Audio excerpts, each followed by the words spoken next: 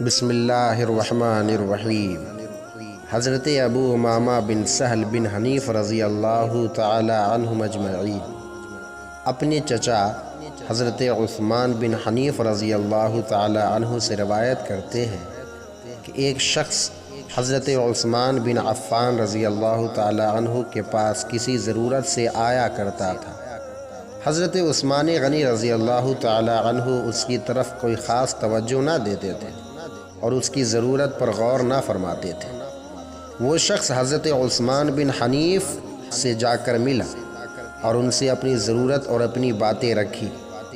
اور کہا کہ میں جب بھی امیر المؤمنین کے پاس آتا ہوں وہ مجھ پر توجہ نہیں دیتے ہیں۔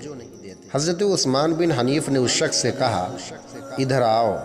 چلو وضو کرو اور اس کے بعد مسجد میں آ کر 2 رکعت نماز پڑھو۔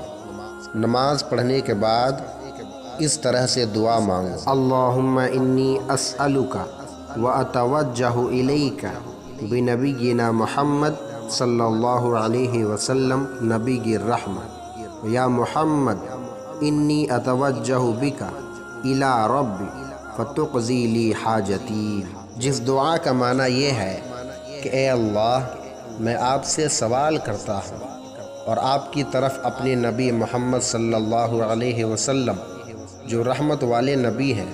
ان کے وسیلے سے متوجہ ہوتا ہوں، اور اے محمد، میں آپ کے وسیلے سے اپنے رب کی بارگاہ میں سوال کرتا ہوں اور متوجہ ہوتا ہوں کہ وہ میری یہ حاجت پوری فرما دے۔ یہ دعا پڑھ کر حضرت عثمان بن عفان کے پاس جاؤ اور اپنی حاجت بیان کرو، اور جاؤ یہاں تک کہ میں بھی تمہارے ساتھ جاؤں۔ پس وہ آدمی گیا اور اس نے وضو کر کے مسجد میں 2 رکعت نماز پڑھی اور نماز پڑھ کر یہ دعا پڑھی۔ پھر وہ امیر المؤمنین حضرت عثمان بن عفان کے دروازے پر آیا تو دربان نے اس کا ہاتھ تھاما اور حضرت امیر المؤمنین عثمان بن عفان کے پاس لے گیا۔ حضرت عثمان نے اسے اپنے پاس چٹائی پر بٹھایا اور پوچھا، بتاؤ تیری کیا حاجت ہے، بتاؤ تمہاری کیا مانگ ہے، تمہیں کیا ضرورت ہے؟ تو اس نے اپنی ضرورت بیان کی اور حضرت امیر المؤمنین نے اس کی ضرورت کو پورا کیا۔ پھر انہوں نے اس سے کہا، تو نے اپنی اس حاجت کے بارے میں ہمیں آج تک کیوں نہ بتایا؟ آئندہ تمہاری جو بھی ضرورت ہو تم ہم سے بیان کر دینا۔ پھر وہ آدمی حضرت امیر المؤمنین عثمان بن عفان رضی اللہ تعالی عنہ کے پاس سے چلا گیا اور حضرت عثمان بن حنیف سے ملا اور ان سے کہا، اللہ آپ کو بہتر جزا دے، اگر آپ میری حاجت میں میری رہنمائی نہ فرماتے، آپ میری طرف سے حضرت کی بارگاہ میں سفارش نہ بنتے تو وہ میری حاجت پہ ہرگز غور نہ فرماتے اور میری طرف متوجہ نہ ہوتے۔ حضرت عثمان بن حنیف رضی اللہ تعالی عنہ نے کہا، بخدا یہ میں نے نہیں کہا، بلکہ میں نے اللہ تعالیٰ کے رسول صلی اللہ علیہ وسلم کو دیکھا کہ ایک نابینا آدمی آیا اور آپ صلی اللہ علیہ وسلم سے اپنی بینائی چلے جانے کا شکوہ کیا، تو حضور صلی اللہ علیہ وسلم نے اس سے فرمایا،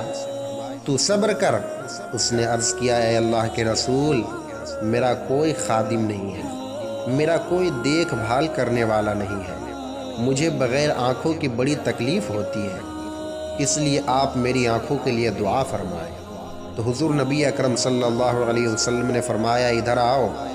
وضو کرو، اور وضو کرنے کے بعد جو دعا میں نے تمہیں سکھائی تھی یہی دعا حضور نے اس کو سکھائی۔ اس نے ابھی دعا پڑھی ہی تھی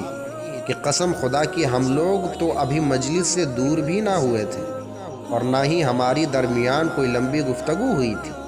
حتیٰ کہ وہ آدمی ہمارے پاس اس حال میں آیا کہ لگتا تھا کہ وہ کوئی کبھی اندھا ہوا ہی نہیں تھا۔ اللہ تعالیٰ نے اس کی آنکھوں کی بصارت اسے لوٹا دی تھی۔ اسی دعا کے صدقے میں اللہ ہمیں عمل کی توفیق عطا فرمائے۔